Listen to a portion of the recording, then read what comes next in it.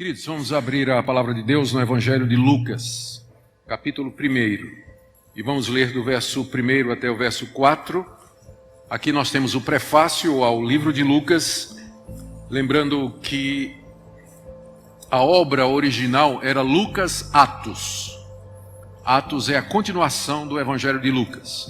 Na formação do cânon e na organização dos livros que foram distribuídos por gênero literário dentro do cânon, os organizadores separaram Lucas Atos, colocaram Lucas com os outros evangelhos e Atos no final, mas era uma obra só no começo, Lucas Atos. Aqui é o prefácio para a obra. Lucas 1, de 1 a 4. Visto que muitos houve que empreenderam uma narração coordenada dos fatos que entre nós se realizaram, conforme nos transmitiram os que desde o princípio foram deles testemunhas oculares e ministros da palavra, igualmente a mim me pareceu bem, depois de acurada investigação de tudo, desde sua origem, dar-te por escrito, excelentíssimo Teófilo, uma exposição em ordem, para que tenhas plena certeza das verdades em que foste instruído. O que nós temos aqui é Lucas, no prefácio de sua obra, que é dedicada a Teófilo, dizendo de que maneira ele compôs essa obra. E eu quero, partindo dessa passagem, mostrar como a Escritura foi feita e por que é que nós podemos confiar na Bíblia como sola Escritura, a única regra de fé e prática. Então, antes de entrar na análise do texto e do texto tirar esses princípios que são queridos para nós, deixe-me fazer algumas observações sobre o slogan Sola Escritura, que é o meu tema hoje à noite e amanhã à noite também. É conhecido de todos que esse conceito é o conceito primordial, fundamental da reforma protestante. E que se a gente quisesse achar um evento que servisse de marco histórico para o surgimento do slogan Sola Escritura, nós podemos pensar na resposta de Lutero na Dieta de Worms, 1521, quando ele foi perguntado pela segunda vez pelos representantes do Papa se ele iria se retratar das suas posições que estavam expostas nas 95 teses. Ele respondeu literalmente, abre aspas, a menos que eu seja convencido pelas Escrituras e pela razão pura, e já que não aceito a autoridade do Papa e dos concílios, pois eles se contradizem mutuamente, minha consciência é cativa da palavra de Deus. Eu não posso e não vou me retratar de nada, pois não é seguro nem certo ir contra a consciência. Deus me ajude. Amém. Então essa resposta de Lutero aos seus inquisidores estava baseada nessa frase que está bem no centro da sua resposta. A menos que eu seja convencido pelas Escrituras, eu não me retratarei. Ou seja, Lutero estava dizendo que a base para as teses que ele havia lançado, a base para as ideias que ele estava trazendo, era nada menos do que as Escrituras sagradas, e que ele estava disposto a morrer declarando e afirmando aquilo que ele já havia publicado, porque estava convencido pelas Escrituras de que aquelas declarações eram verdadeiras. E a não ser que alguém o convencesse pelas próprias Escrituras de que ele estava errado, ele não haveria de se retratar, e realmente não se retratou.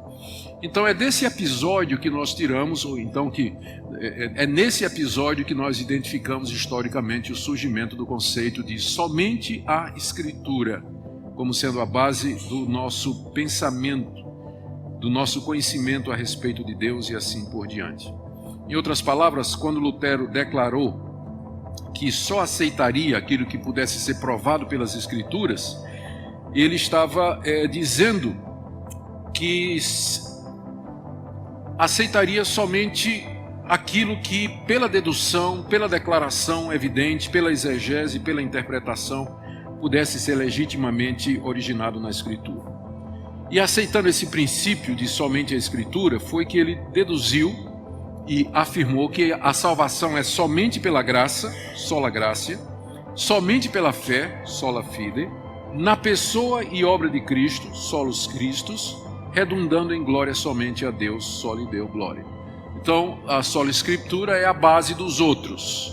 Só podemos afirmar os outros se primeiro nós estivermos conscientes desse princípio fundamental.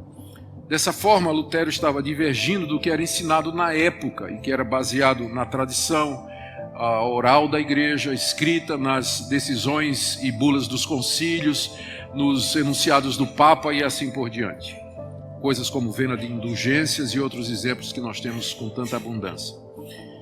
Mas aqui eu queria esclarecer alguma coisa antes de entrar na exegese do texto.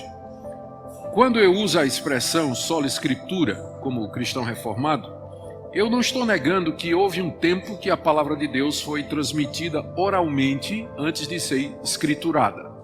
Ou seja, ela não foi dada, a escritura ela não foi dada pronta do céu. Mas, especialmente aqui no caso, o Evangelho de Lucas, como Lucas mesmo disse, quando ele começou a escrever, outros já tinham narrativas a respeito dos fatos que ele vai cobrir aqui. E boa parte dessa narrativa era oral.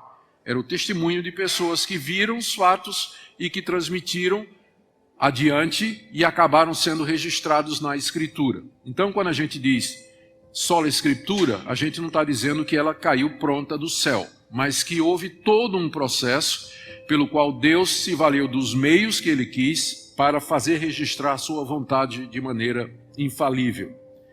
Também quando eu digo sola Escritura, eu não estou negando que Deus se revelou de outras formas. Por exemplo, nós cremos que Deus se revelou na natureza. O Salmo diz que os céus proclamam a glória de Deus e o firmamento anuncia a obra das suas mãos. Em Romanos capítulo 1, o apóstolo Paulo diz que pelas coisas criadas nós podemos ver que há um Deus e que esse Deus é distinto da criação e que ele antecede a existência que nos cerca. E que isso pode ser visto claramente por todas as pessoas, que há um Deus.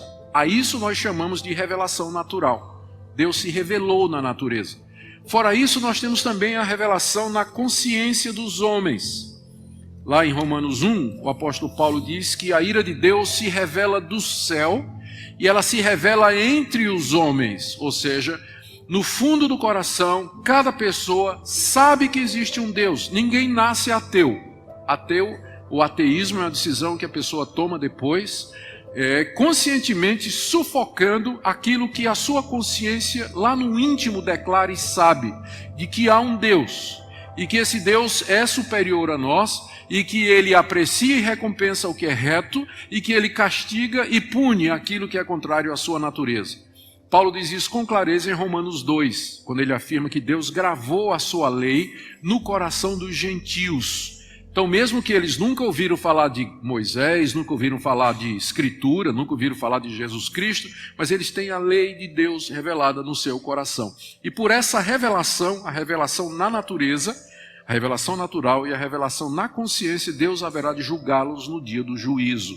Eu estou dizendo isso para deixar claro que quando eu afirmo sola Escritura, ou seja, somente a Escritura é a palavra de Deus, eu não estou negando que Deus se revelou de outras maneiras à humanidade, mas eu estou dizendo que a única revelação salvadora se encontra nas Escrituras.